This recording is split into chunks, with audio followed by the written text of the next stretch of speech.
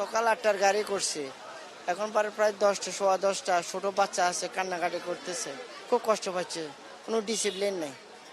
Sell করলো কেন না হলে? অবস্থা তো রাস্তাঘাটের অবস্থা জানে, তাহলে 1 ঘন্টা পর পর সেল করতো, তাহলে মানুষ ওইভাবে আসতো। কত মানুষ কষ্ট করতেছে, বসার সিট নেই, একটা চেয়ার নেই, একটা টেবিল নেই, মানে এইতে কষ্ট হচ্ছে।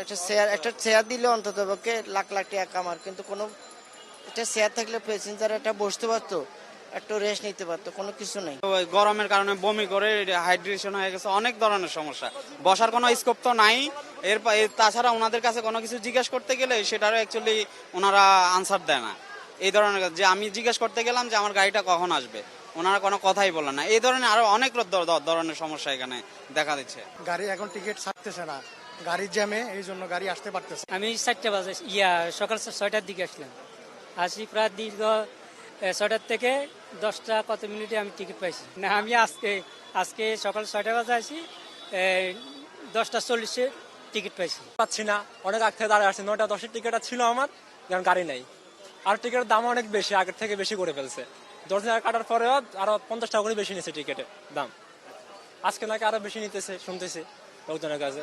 তো এখন গাড়ি পাচ্ছি না, এখন গাড়ি এসে পৌঁছায়নি। যেহেতু আর গাড়ি অ্যাভেলেবেল থাকলে আমরা এতক্ষণে ফেনি কাছাকাছি চলে যেতাম। গাড়ি রাস্তায় জ্যামে পড়ে আছেন, সবাই বলতেছে আর টিকিট একটু বেশি নিতেছে। 7টা 45 সকাল 6:30 7টার দিকে আসছি, এখনো গাড়ি আসে নাই, অনেকক্ষণ যাবত অপেক্ষা করতেছি। অনেক কষ্ট, বাসের মধ্যে উঠলে বমি আসে, কি করার, বাসও আসে না এখনো। বাস আল্লাহ গো, আর কত ওয়েট করতে হবে। মানে এরা কাউন্টার থেকে এই জিনিসগুলা করে, এক্সট্রা টাকা না দিলে বলতেছে যে সিট নাই। আপনি যখন কত টাকা রিসিট দিছেন? 840 টাকা, কিন্তু এটা আমি 1200 টাকা, মানে এটা এক্সট্রা টাকা দাও যখন। হ্যাঁ, 1200 টাকা। আমারটা হলো 8টা 50-এর, ঠিক আছে। 1200 টাকা মানে এক্সট্রা টাকা দিব বলছি, দেওয়ার পরে বলছে যে ঠিক আছে সিট আছে। কালকে এমনিতে আমার 2টা সিট দিয়েছি, 2টা সিটের মূল্য ছিল 840 টাকা, আমি 1200 টাকা দিয়ে নিতে হয়েছে আমাকে। এগুলো কাউন্টারের লোকগুলাই এমন করে, এক্সট্রা টাকা যখন না দিবেন তখন আপনারা বলবে যে সিট নাই কাউন্টার থেকে। কিন্তু আজকে আমি কালকে যার কাছ থেকে টিকিটটা নিয়েছিলাম, আজকে ওনারা এসে সকালে পাইনি, আমি 8টা থেকে এসে ওয়েট করতেছি। এই জিনিসগুলো এই যে এখন হচ্ছে, বাড়তি টাকা দিলে আপনি সিট পাবেন, বাড়তি টাকা না দিলে আপনার সিট নেই। সময় মতো তো গাড়ি নাই।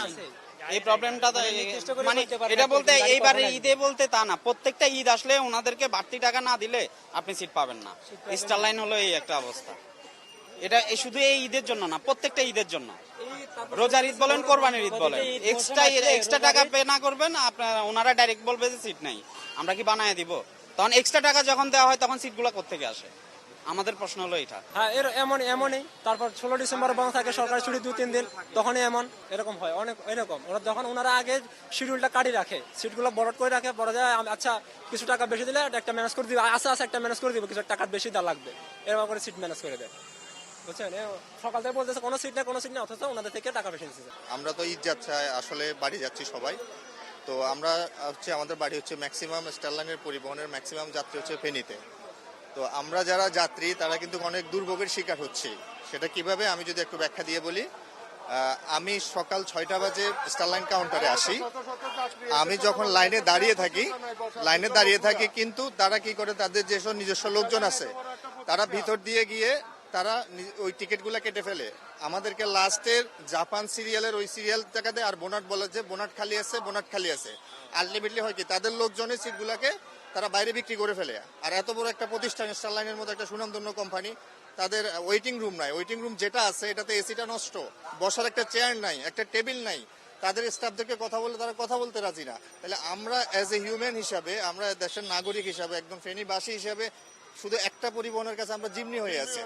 আমরা এটার থেকে প্রতিকার চাই এবং কি এটার বিরুদ্ধে আমরা প্রতিরোধ করে তুলতে চাই। এবং আমাদেরকে সেবার মান, আমাদের থেকে তারা যে টাকাটা নিচ্ছে 50 টাকা পার হেড বাড়তি নিচ্ছে, ইভেন আমার থেকে 50 টাকা থেকে আরো কিছু টাকাও বাড়তি নিচ্ছে, আমি কিছু বলি নাই, কিন্তু এরপরে আমরা আমাদের পর্যাপ্ত সেবাটা পাচ্ছি না, যেটা আমরা এটার বিরুদ্ধে তীব্র প্রতিবাদ জানাচ্ছি এবং এটার একটা সুষ্ঠু বিহিত আমরা আশা করছি। আমাদের এত কষ্ট হচ্ছে, বয়স্ক লোকগুলা, মা বোন, আমরা না দাঁড়ায় থাকতে পারি, তারা কি এতগুলা লোক দাঁড়ায় থাকতে পারে? কত বড় একটা প্রতিষ্ঠান।